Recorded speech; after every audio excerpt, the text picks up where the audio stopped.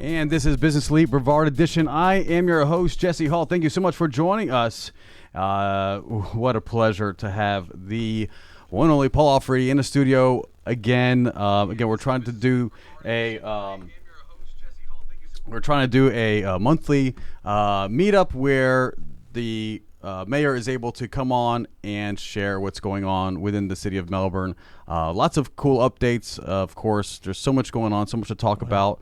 We got Brightline, for instance, coming through the town. We got the airport, which just seems to be incredible right now with new contractors coming in. We got this beautiful big campus.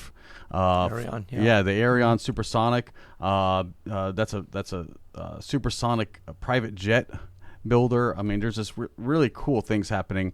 And then, of course, we have some new businesses opening up. We have a new hotel downtown, which we keep on referring to. But more than that,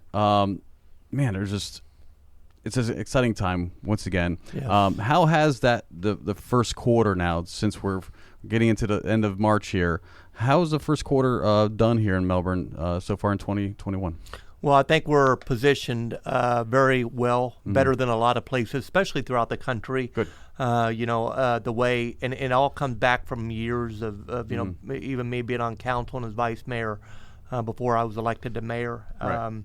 And making some of the sound financial decisions and some of the decisions for COVID and so I think we're kind of reaping the benefits. There was a recent report that the Melbourne area, Brevard County area is one of the top in the country to live, work, and play, and that again that doesn't happen by accident, and we've been able to achieve that through an amazing partnership with the community. Exactly.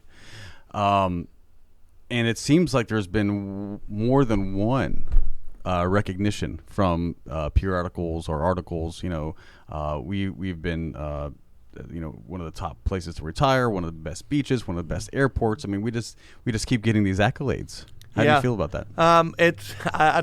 It's good and bad. I mean, it's right. good showing you're doing a good job, but you're letting the secret out, and right. and it creates a challenge for the quality of life to continue and to make because with that kind of growth and stuff, which is inevitable, it brings more challenges to the table that either you have to either ignore or you have to face head on.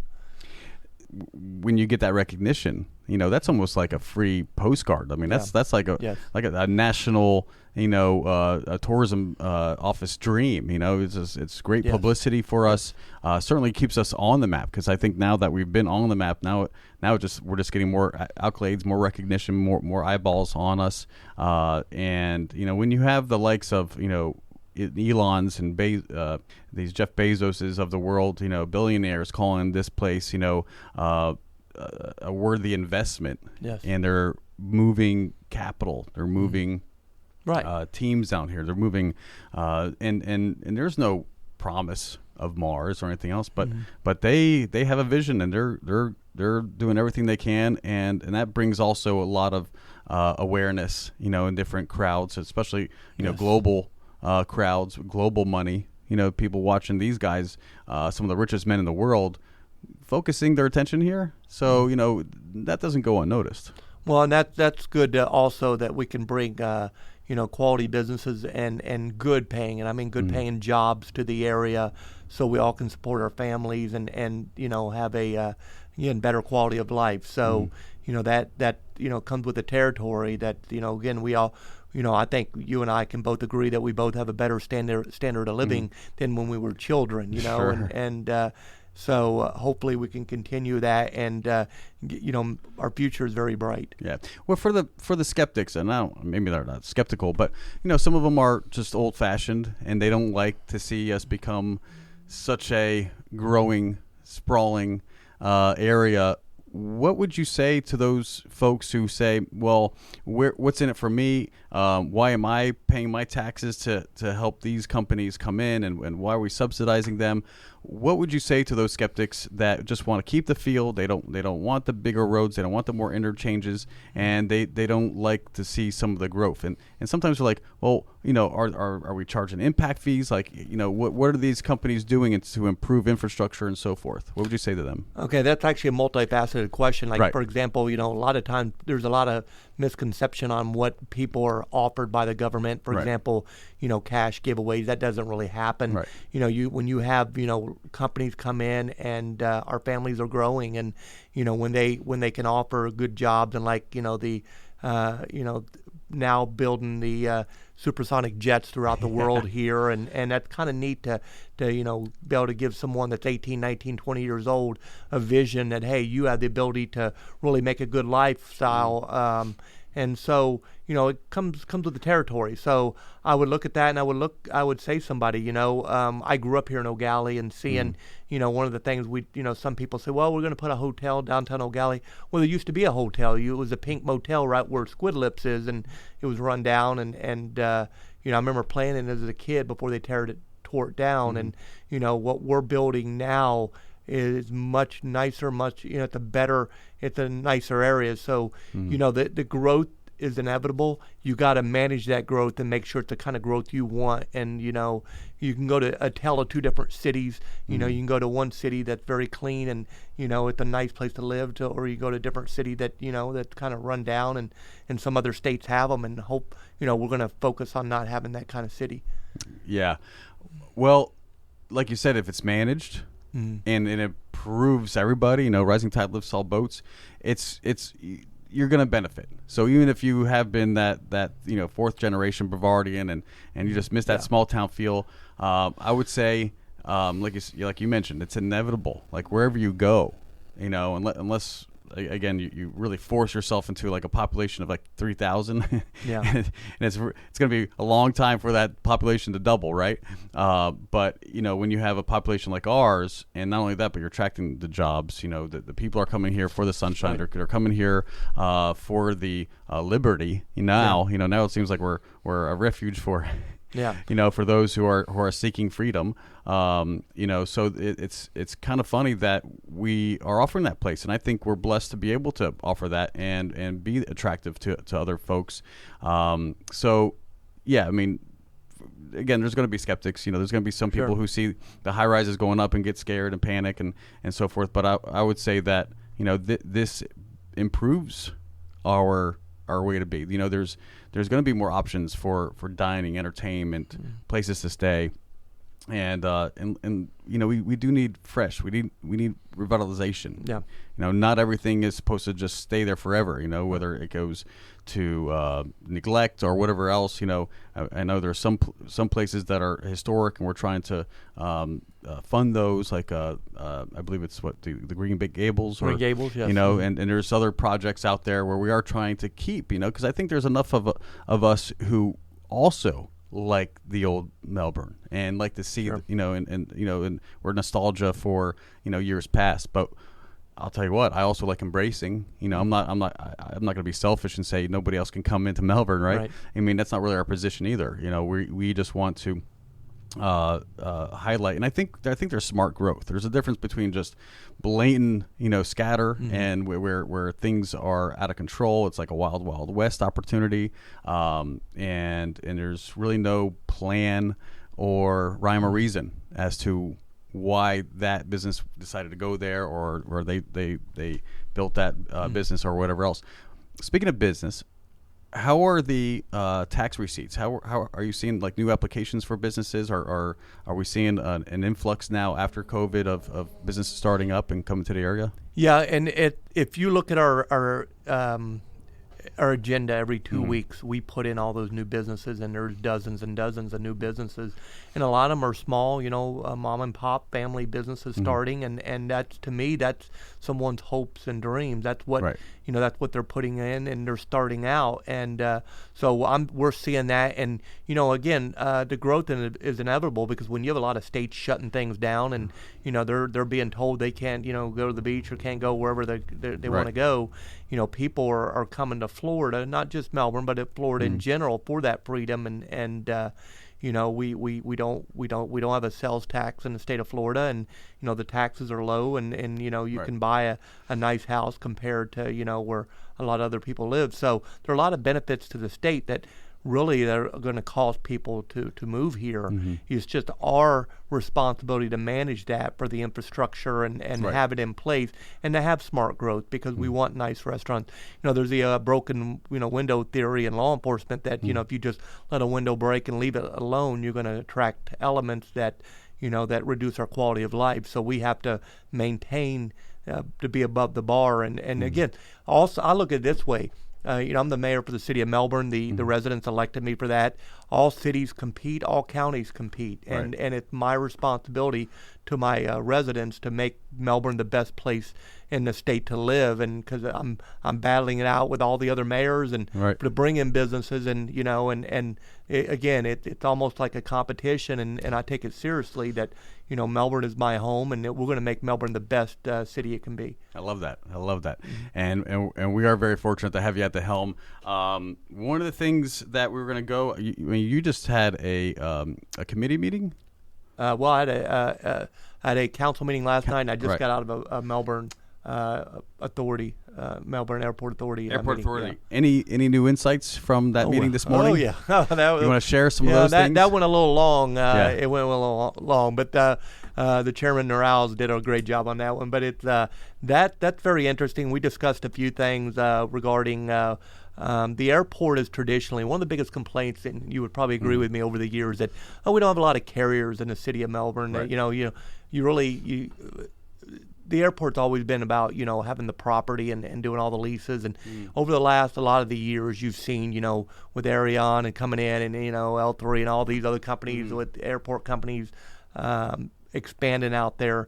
Our goal now is to we've modernize the airport, and we're going to bring in additional carriers like Tua and such. It comes in next year, and so we're going to make it into a nice airport where, again, you can get flights out. So it's much easier if you could go out of Melbourne than Orlando or another one. So the meeting ran a little long.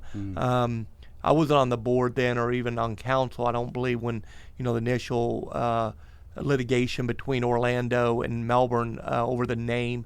Looks like we got that worked out, changing the name to Melbourne Orlando International Airport. I like it better. That makes so much more sense. I like it better because we are not second to Orlando, and I'll say that out loud, that I feel Melbourne is an amazing city, and yes, we're not Orlando. We like our partners in Orlando, but we have the beach, and we have things that they don't have, and I think we need to show that we are Melbourne Orlando and not Orlando Melbourne International Airport. So I'm very excited about that change. It ends litigation. One thing is I don't like spending taxpayer money on litigation, so coming in as mayor and being part of the solution and getting that behind us and moving forward and not spending taxpayer money on litigation. Amen. And again, I wasn't here when all that started, but and I'm not here to second guess why things happen, but I can tell you we got it resolved, and the staff did an amazing job on that, and we can move forward and show the world why the Melbourne and the Space Coast is the best place to visit when you come to Florida. Amen. And when they step out that aircraft onto the terminal, they need to know that they're in Melbourne. Like this looks a lot better than the MCO in terms. I mean, the MCO's got the monorails and everything else, but you walk at this terminal, and it's such a small, quaint, and intimate airport. It's like you get off, and it's just like you're right there on the on in and out. Yeah, I mean, from the tarmac to the rental facility within minutes. There's no like big monorail here from this terminal to the main hub. Downstairs, upstairs. Receiving, arriving, or departing, arriving. So it's just real easy, and we need for people to realize that when they touch down in that approach, which is an award-winning approach. Of course, Orlando wanted that because it's people recognize that this area is so cool, and the runway just goes right over the barrier island, and then the river, and then you're touching down. It was. It's a very scenic. Someone said it was the most scenic airport. Yeah. Somebody got an award for most scenic. Scenic airport. It was recognized. Absolutely. Yeah, I forget if it was like an airline trade magazine or whoever did, or a travel blog or something. But they said this was the most a gorgeous approach, and so that's our feather in our hat, Orlando. You can't have that. You got monorails. You got some cool things over there. Your minutes to the theme parks. But give us and I just think that's recognizable. I mean, they're flying into Melbourne proper. There's no confusion. Mm-hmm. So it's not like Sanford or something else, kind of out on the outskirts or of Orlando. There's a full departure from there. So notice our separation. Notice our uniqueness. Mm-hmm. You can't have the Rockets, and you can't have our airport. Right. Oh, and absolutely. And if you're coming into Orlando, there's a lot to visit there. The attraction theme parks. But we do have the Rockets. We have the beaches. Yep. We have a lot to visit here, and it's an amazing place. And it's kind of a down quaint feel, but it's a lot to see because you go over to Kennedy Space Center and see some of that. It's pretty neat. It's pretty to see how, we've evolved over the years and, went from, the rocket space shuttle, now how, we've really taken it to a new level with private industry. And it's neat to walk out and see rockets go off. And there was one this morning. Yeah. It's pretty neat. It's amazing. Yeah. No, we definitely have something unique and we should, and if there's anything, especially like the airport, which again we're all very proud of, I think. As residents, certainly as longtime residents, and even holders of office, it's so exciting to see the growth. And we have some great companies, the Embraers, again, Aerion. Noticed what we have, Northrop and Boeings and Satcoms. They all have campuses pretty much on the perimeter.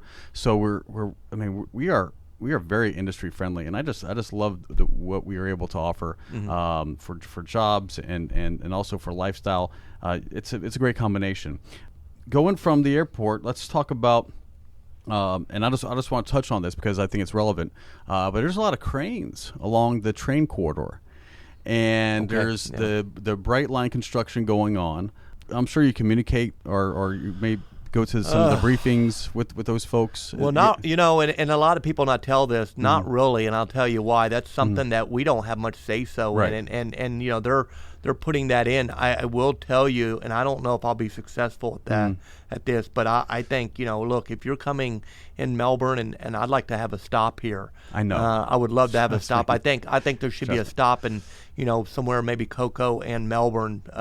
That's what I believe because we're kind of, it's almost like that area down the train track is like federal property, and if they have their own police department, they have everything. Yeah. So we're really limited, and I know that there's a lot of issues that go with that. I know Senator Debbie Mayfield, she's worked very hard on putting safety in there and her bills for safety, and so we're going to see how that works out. I do know there's a lot of, they're really, I'm very I would say impressed from a construction standpoint how they're getting this done, and they're coming through, and we'll see how it goes. And again, I would love to have a stop here because it almost to me is a no-brainer. Why wouldn't you?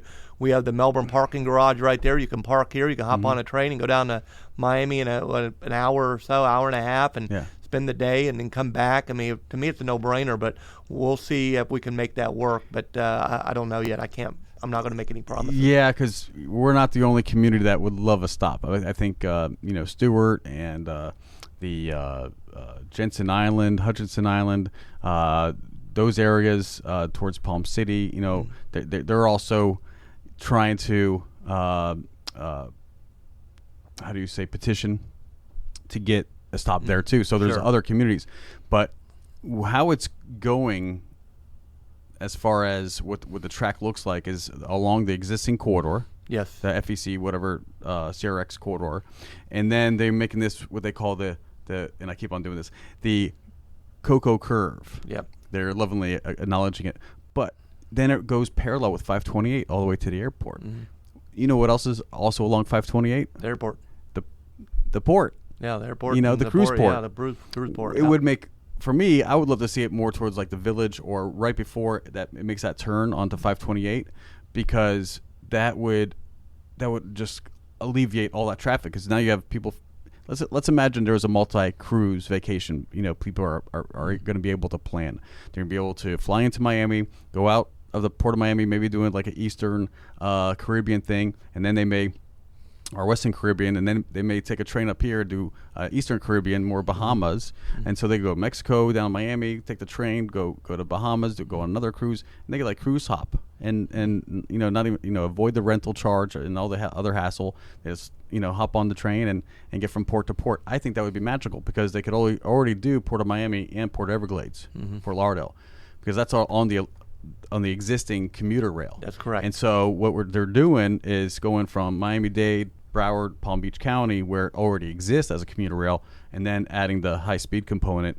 And it'd be a shame. It'd be a shame to see this really cool high-speed train pass our crossings here locally and not be able to contribute or participate unless we followed that train all the way to Orlando and then hopped on where it terminates there, and then only just to come past our home to get back down south. And I would do that just for the sake of avoiding, South Florida traffic. I would go 45 minutes to avoid 3 hours of, South Florida. So I personally would follow it to the MCO where it's going to terminate now. There's talk about it extending it to Disney Springs, and then of course forward 20 years to Tampa or so. They have the timelines as how the high speed is going to extend to from here to maybe Jacksonville. I mean, there's all kinds of different things. Anyway, it's exciting, but I do want to mention that if you do want to have updates, I know I get updates from Brightline. I get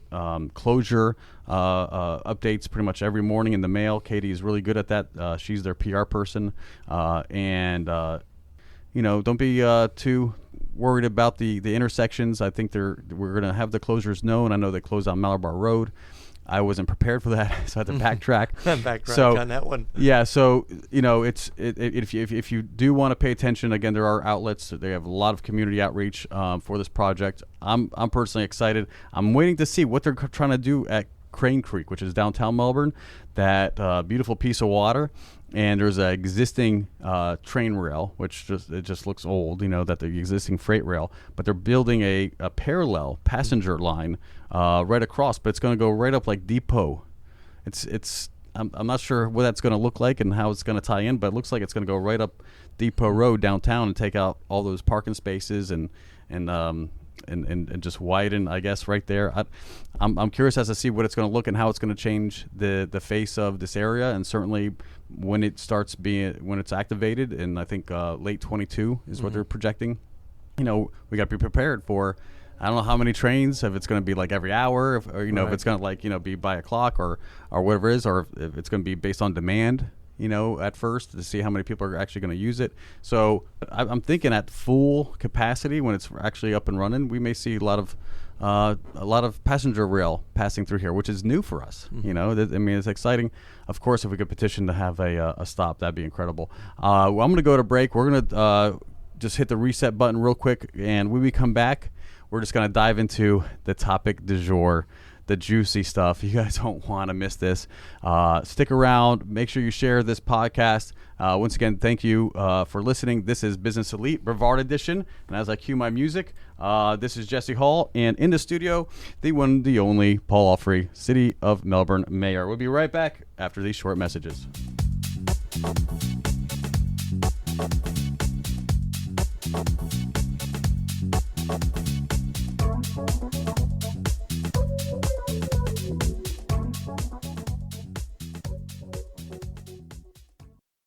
You're listening to Space Coast Podcast, home of the greatest podcasts on the Space Coast. If you're interested in becoming a sponsor or having your own show, email us at spacecoastpodcast@hotmail.com. Space Coast Podcast. Talk hard! Are you in the market for a new home? Perhaps you need to sell your old home and downsize or relocate. Hey there, my name is Jesse Hall with eXp Realty, and I offer professional real estate services right here on the Space Coast. Give me a call, 321-877-8737 for all of your real estate needs. Again, 321-877-8737 for all of your real estate needs. Buy, sell, invest with the best. Find out more at 321buysellinvest.com.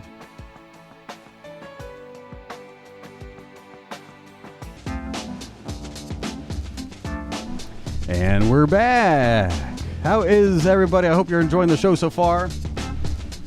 And as we return from break, we promised that there would be something that, oh my goodness, you guys are in for a treat. This is breaking news. And the mayor has been so gracious as to allow it to happen right here.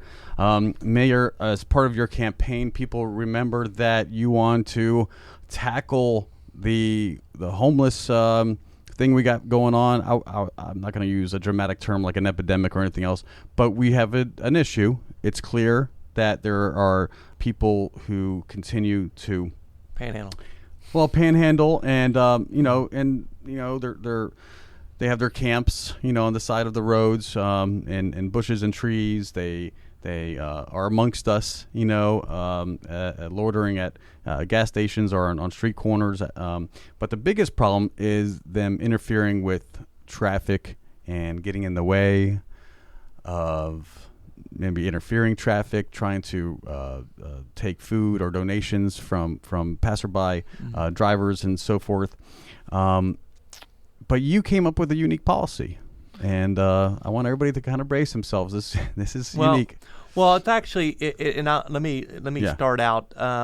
This is not a Melbourne problem. This is not a county problem. This is a national problem. Right. This is a problem that I'm going to say panhandling and homelessness. Now, I'm going to break it down to two different things, because not all panhandlers are homeless, and not homeless persons are panhandlers. Certainly. So definitely it's not one or the other. They're not the same. Right. Matter of fact, a lot of the panhandlers, what we're discovering, it's almost like a network that they're being told to go out there, or they're just kind of, that's their job. They're making really? that is their job. That is what they do. And I'll cite some examples soon. But several years ago, even before I got on council, one of the theories behind stopping, and we'll discuss panhandling. This is panhandling. It was to do maybe like an exclusionary zone and do where, you couldn't panhandle in a certain area. And really people would say, well, that panhandling law is on the books. Now those laws are really were kind of put together by actually a very good attorney, and it was written in a manner, well, if it's a certain place, certain area, and it was really done for downtown areas. So really, in theory, if you think about it, all you did was push people from one corner over to the next corner where it's outside of the zone, or they went somewhere else. It doesn't really solve the problem. It makes you feel better when you're downtown or in your certain area. So that doesn't solve the problem. And the city spent, again, this is well before me and before my time, but the city spent a good amount of money, and to my understanding, there was only one arrest made downtown Melbourne altogether for that panhandling, which is really was an ordinance, really a low-grade misdemeanor. There's not much. I mean, what do you do to someone that at the end of the day that really is out there panhandling? What are you going to do? Give them, right. What do you do? But you also have to look at constitutional rights. Constitutional rights, we have a First Amendment right to free speech, and that is a value as much as, our country's based on a sound constitution, and we have to understand as elected officials, it's not our job to step on the constitutional right, First Amendment, Second Amendment, and I'll go there and on down the line. Well, one of the issues with panhandling of the City of Melbourne is the city had put that in place, and it really didn't work. And recently, other cities, I believe St. Pete, down the line, there's a lot of them. Vero's doing it. Where they're going to opt to kind of try this. That now that there's groups considering like the ACLU, that they're now suing cities. Wow. They're suing cities. You'll get a letter, and I spoke to a couple mayors who were receiving the letters, basically saying from the ACLU, you're infringing on the First Amendment rights of people because it's considered charity, and the ACLU, if you think about it, they actually have a good argument, because if you're going to cite people for panhandling, what about the firefighter with the boot, or what about the Girl Scouts, Salvation really, Army? It goes on. There are a lot of groups that kind of rely on that, and so at the end of the day, some of this new, some of the arguments, well, during COVID and stuff, well, that really doesn't fly because, you can start getting in litigation all day long and you can spend millions of dollars trying to fight an argument. And that money, in my opinion, is not going to where it needs to be, helping people and enforcement. So, I've worked with our staff for a while, and this is something I did promise during the campaign, and I truly want to do something about it. And I said, look, we're going to start. We're actually going to have a sound plan. I broke this to my council last night that within 30 days I will be having a special council meeting where we will be breaking the plan out on what we're going to do. Now everything's not set in stone yet because I asked my council, because this is not a mayor decision. Right. This is something I need support from my council and our partners to get done. Not one man. Look, one man or government's not going to solve your problems. So this is something that I want help from my council, and I want their ideas because I believe that we have a good sound plan. Right. And I'll go into that in a minute, but that doesn't mean it's a complete plan or I couldn't make it better. Sure. So hopefully I believe I will have support from my council. Now, starting on this plan, what we're going to do is, first off, Melbourne is very lucky to have a lot of amazing partners. And that partners, besides like the Melbourne Regional Chamber of Commerce, we have Steady Town, we have the Daily Bread, we have Seed of Mission. We have a lot of groups or 501c3s, a lot of churches that really do great things in the community.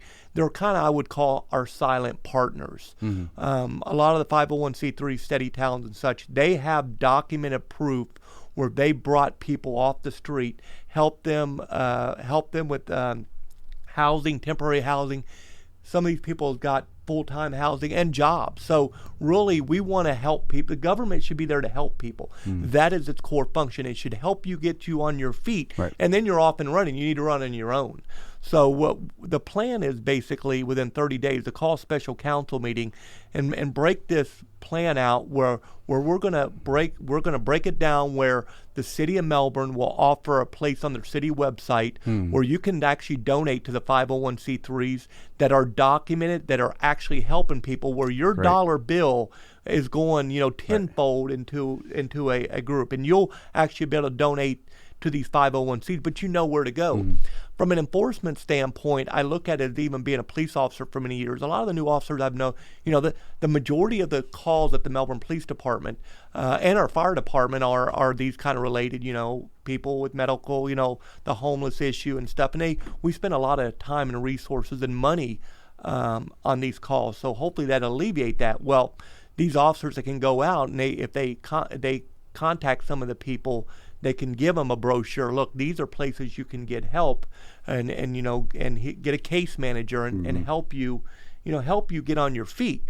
Now that is a component with also the enforcement. I'm going to be asking my council and our chief to actually even ticket drivers that actually give money to panhandling. Wow. Because you are creating a condition, a traffic condition, and putting people in harm's way. You may not feel that way, but you're really, again, if you're feeding the raccoons, more raccoons are going to come, and I look at it that way. So that is a component that may be unpopular, but I'm not here to tell you everything's wonderful. My job is to make things great, and so one of the things I will ask our chief to ticket these drivers, and I mean that, and not only ticket the drivers. And that comes from also some of these panhandlers. They don't. I don't know if they really want assistance. I've been going out talking to these panhandlers, and there's one. She has her child that she goes around. I don't know if you've seen her. I've seen one with a child. Yeah. She's been out for a while, and she goes to mostly. She travels the O'Galley corridor, around O'Galley, goes out to Sarno. Right. But she has her child. I approached her about a week and a half ago at O'Galley and US 1. And I said, look, hey, I gave her my card. And I said, hey, I'm the mayor of the City of Melbourne. What can I do to help you and your child? Right. Because as the mayor, that's my job and my responsibility to try to help you. Sure. She didn't want help. She made it perfectly clear I was bothering her and harassing her. Really? So, and I said, look, I want you to understand. I grew up as a not very wealthy kind of we didn't have a lot of money, and we had a tough time growing up, and I won't kind of go into that right now, but sure. We had tough times, and we've all had tough times. Yeah. And look, and I want to help you. and she didn't want help. She basically wanted just to be able to stand out there and to me, just my opinion, work the system, and that's my opinion. Hey, pity on me and give me money. And the fact is I don't think that's good for the child. I know DCF's been out and talked, and they're limited on what they can do. Mm-hmm. But until someone takes a stand and say, look, we're going to combat this, I would love for her to get help. I would love for her to be able to assist her and her child, and because I want them to live the American dream. But I can tell you now, if you create a traffic condition where you step out and you call somebody to step out, I feel you should be ticketed by our police department. And there's an existing law that allows you to cite people for this same thing, correct? Or is it just like a warning, or is it? Well, no. Is there like a statute? Well, and that's just it. And there's many traffic laws. Chapter 316, 320, where you go in laws on stop infringing on traffic. But our city attorney's office will look into maybe creating an ordinance or something as well, where we ticket the driver as well. Okay. And again, that may be unpopular to some people that feel they should be able to drive down the road and. But again, at the end of the day, the state requires you to wear your seatbelt. The state requires you to, to have working, taillights and stuff. So what makes you think that you should just be allowed to, bring people out in the street and hand them money and create this traffic condition? To my opinion, that really, again, at the end of the day, it's no good for anyone. So that's going to be one, and that's just one component of also, with the city website. Signs. I know speaking of the Vero Beach mayor, who's very gracious. Right. They do signs down in Vero, and it says on there, we discourage panhandling. Please give to that, and and they've only done just that. Right. And he's like, well, the mayor was like, that it doesn't really work that well. But then again, I told him, if signs work, nobody would be speeding. Nobody would speed. nobody would run red lights and stuff. So this has to be a multifaceted approach with different components. Put them all together, and I truly believe. We're going to take a great shot at it. Will it work? If not, we can fine tune it. But really, no one's doing that, and I think it's on. I'm gonna. I said it when I ran for office to try to make that kind of change, and and try to do something about it, and dang it, I'm going to do it. I think it's time, and we've worked on it for a few months. We've had numerous meetings within the city, the staff, and again, it may open some eyes, but at the end of the day, that's what I'm here for. And that's a targeted approach, because most people would say, well, penalize the panhandler. He's the one that's soliciting, but there's really, again, that they have those protected rights, like you said. First that's more becomes absolutely. And that's an ACLU, like you mentioned. So it's really hard to go after the individual panhandler, but there's to the commuter, to the vehicle operator. You have a responsibility to the traffic that you're sharing, the flow of traffic, and certainly to draw somebody into traffic. And I've seen it where there was I think that same intersection is a guy. He's amputee in a chair. He can't get in. He can't really extend himself. So what normally happens, people have to open a door and they almost get out of their car and put in park, and it's like, okay, that's a little stretch. Like, we need to do better than that. If that guy is needing of help, having the drivers have to extend themselves, or I've even seen people throw things at them because they can't really meet in the middle. Sure. So it's like here it just causes distraction, and certainly safety. God forbid the kid goes into to chase after a donation that falls on the off the curb, and the green light happens, and somebody that is not aware, they're on their phone and they just proceed forward, and they don't know there's a kid bending down to get money.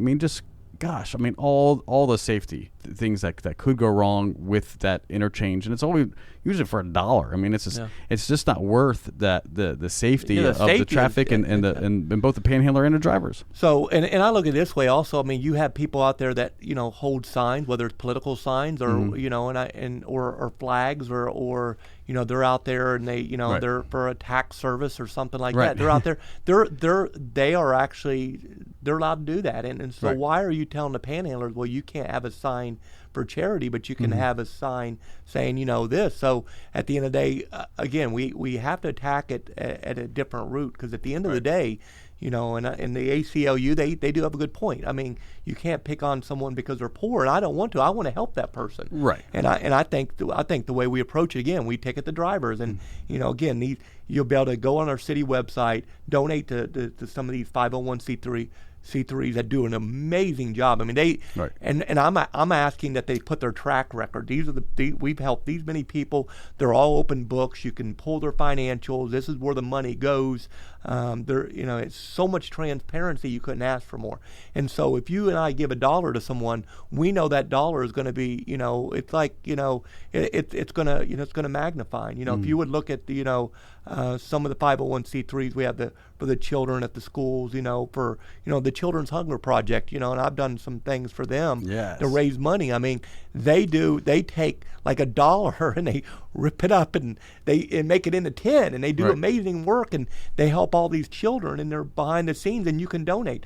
So they're all our partners to make sure that nobody's left behind in our community. And so this is just one component. It probably will be unpopular, but then again, at the end of the day, I'm not afraid of that. And that's I was elected to meet these challenges, and if it works, which I believe it will, maybe we'll become a model for the nation. Right. So, and again, we at the City of Melbourne, we lead, and in my opinion, and I tell all the mayors this, that we lead the county and we lead the state, and they feel the same way about their city. Well, I'm going to show you we do lead, and that's how we're going to do it. Oh, that's excellent. So, yeah, and it just, for me being someone who really could look at both sides, I know there's going to be that cynic or someone who says, how could you you can't tax me, I'm trying to help somebody. And I know there's going to be some backlash, and I'm sure you're prepared to have that argument with those people. I think if they watch this podcast, however, they actually get to see where you're coming from. You're not out of a place of malice or again trying to pick on these unfortunate souls.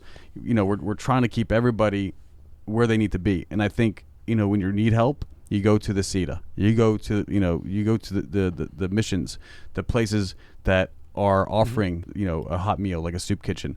The churches, there are plenty, and especially in this county, I've heard there's like one nonprofit to every 1,000 people. Like there's just so many nonprofits here, and I just know they're willing to reach out. Children's Hunger Project, you bring that up, I'm just going to give them a plug. We're raising some money at the Space Coast Wing Battles, the second annual. I'm going to be a judge, and proceeds go to Children in Need with the Children's Hunger Project, a great organization. Look them up, give them or just support any event that benefits them. But yeah, there are so many givers, and there's so many people. We just want it done the right way, especially with a kid. The kid doesn't need to see you, walking back and forth in front of traffic.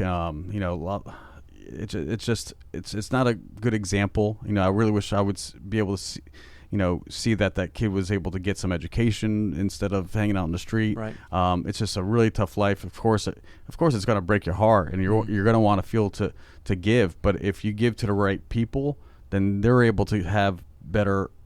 How should I say they'll be in a better position to outreach to that family and say, look, we got a place to stay. So instead of them making $20-$30 on the street every day, if everybody were to contribute that same amount, I mean that's probably 3 squares for the mom and the kid. But like you said, when you approach people and they don't want your help, it's really hard to give them all that access when they just rather be there on the street. So it's a tough balance, because again, you're trying to change the behavior of both the drivers and also the behavior of the panhandlers. Well, and I will say my council members last night were very supportive of doing something and getting something done. And matter of fact, a couple comments were made that they feel it's getting worse. It's moving throughout. It's getting, the panhandling is getting worse in the City of Melbourne. And again, that's something, again, we need to take some bold initiatives, because again, this is the place people want to come to, and that's everybody of all walks of life, and we welcome them. But at the end of the day, it's very discouraging to me as a mayor, and I would assume that I have the authority and the power to help somebody get to where they need to go, for them to not even want to even tell me, hey, you're bothering me, you're kind of harassing harassing me because you're asking what help is needed. To me, at the end of the day, it's just, we're playing games here, and at the end of the day, I have a job to do. And, look, well, I'm going to say it out loud here, either, you get with the program or not, and you're going to make that decision. Again, my hope is that we get to help these people, and there's no one that hopefully will need to panhandle, or and there will be because there are other services. If you were to ask any, person, name off 10 you're in the scene, if you ask 10 people, well name 10 501c3s, name 10 places someone can go get food, and most of them can't do that. They don't know. They're not aware. Brevard is a very generous society. Yes. And people want to help out and give $1 and give $5. A lot of people don't know where to give, and they're not sure if the group they're giving to is really utilizing that money the way they should. Right. So my hope is to bridge that gap with all the great partners we have, the 501c3s, the churches, and help people at the end of the day, and hopefully we can wrap this and solve it all together. Now, of course, you and I both know, being realistic, being reality, we're never going to be able to solve it. But if we can make it better, we just got to move forward. If we don't try, it's only going to get worse. Yeah, because I think if the people earnestly want help, they know where to get it. Sure.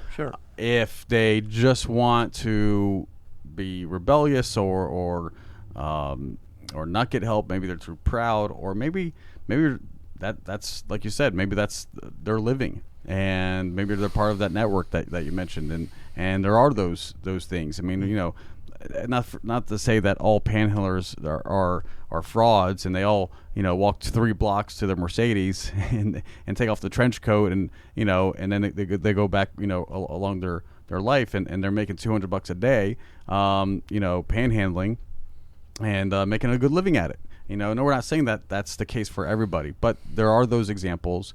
There's an example of, again, the mom putting her dependent, her child into danger. You never know what these drivers may have. I mean, the food may be tainted. Even the dollar bill may have something on there that is hazardous. You don't know if people are being malicious or anything else. So be safe at if you were and I would hope that this message would fall on all ears. That where this makes sense to, and of course throughout the city of Melbourne and even the Brevard County. I really would love for everybody to have a listen at this discussion, come up with your own input, and get back to us. We have the video here on Facebook Live. Leave some comments, ask some questions. We'll revisit this. We'll be more than happy to have this thread just be chock full of opinions and people looking to help, people with solutions.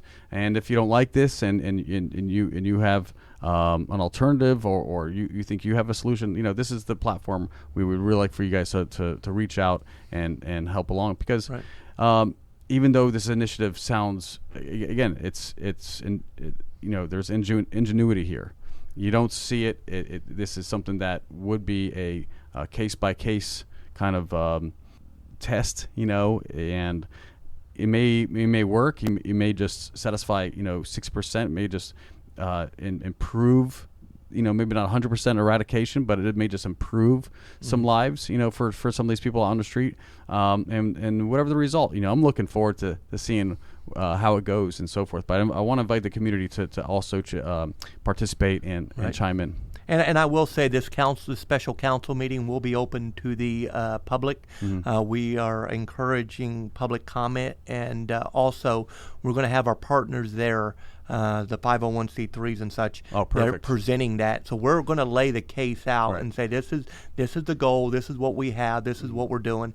And again, it's not set in stone yet. Because we're still adding to it, and we may have to alter it when we're going to kind of in play and like a ball game. So I would like that. Anybody wants to comment and get an idea on, and I'm asking for constructive no name calling. Yeah, no constructive criticism. Right. You can say I'm a jerk, I'm a bad guy. That's fine. I already know that. You're wasting your time. But no, really, we'd like to have some solutions because this is a community issue, and really, we're going to need the community to come together and get all this of us. solved. Yeah. I think if we all decided that, the feeding of feral cats, raccoons, any other kind, they're only around there because we're enabling them, right? When you leave your trash cans open, you're enabling that. When you give dollar bills, you're enabling that. So you're just enabling behavior. And, not for nothing, we're all animals. We're all creatures of habit, and we have behaviors, and if they know that they can make $20 in an hour, during rush hour, and, they're going to do that. And because if there's no consequence and you're still enabling them to stay on the street, then they're going to stay on the street and they're going to feel comfortable. They're going to feel like they got something figured out, and they're not going to look for help. Well, what I have been told, which is very disturbing, is I've been told that there are some people pushing people to get out there and do this to basically that's not good. collect money in exchange for drugs and stuff. So that's what I've been told, okay. And where I've been, this probably has some validity to it, and therefore, again, if we are to turn a blind eye, we may have some of that kind of criminal. That, to me, that's potentially criminal to force someone to stand on a corner for 100%. money just for a habit. So, right. If that's the case, and if you're doing it, I'm gonna clean your clock, and I want to put that out now. Right. So, that's not good. That's a criminal element. Well, with that news, Paul, anything else that your residents should know this last March? Enjoy the weather. Yeah, the weather's been great. I mean, I love the weather. No, if anything, everything is going. We're working very hard. Real quick before I go, I'd like to give a shout out, if I can, to the Brevard County Commissioners. I got to go before them yesterday morning discussing the potential downtown garage at downtown O'Galley. We have some amazing commissioners, and John Tobias, Brian Lober, Christine Zonka, Rita Pritchard, the Curtis, chairwoman, and Kurt Smith. I want to thank each one of them. They are great stewardess of our tax dollars, and it's very, it's good to have those kind of people in office to really, and again, they're nitpicking everything, and that's what they were elected to do. But you know what? They sit at the table, and I want to thank them for allowing us to, to do great things in Melbourne, and I value my partnership with them, and and I'm sure you understand. So I want to say thank you to them because they're great people, and I'm very fortunate to have some great people around me and great staff and great Michael Ayers from the chamber has been amazing in my time in office. Kim Agee from Melbourne Main Street's been amazing, and I think I'm very blessed and that I'm very blessed to having good people around me, including yourself. We're getting the word out, and we're going to do a lot of great things in Melbourne, and we'll continue to make it the best place to live. Yeah, and as we continue with the series of kind of Meet the Mayor every month, if you have anything that you would like to ask, any topics that you'd like us to cover, you could just give me an email, spacecoastpodcast@hotmail.com, or of course, just put it right here on the thread as you're watching here on Facebook or listening to this after the fact. Certainly, get in touch with us, contact us with Messenger on our Facebook page, and we'll be more than happy, or you could DM us on Instagram. We try to be ultra available for all of you guys, so thank you so much for your input, and we'll see you in April. We're going to have some more news, and we're going to follow up from some exciting things happening, Paul. So when April comes around, we're going to be able to share some really exciting stuff. So absolutely. Definitely tune in next month for that. And as always, thank you so much for tuning in. This has been another episode of Business Leap Brevard Edition. Your host, Jesse Hall. And with everything, as we say goodbye, may your business be a true success. And we'll see you soon. We love you guys, and take care.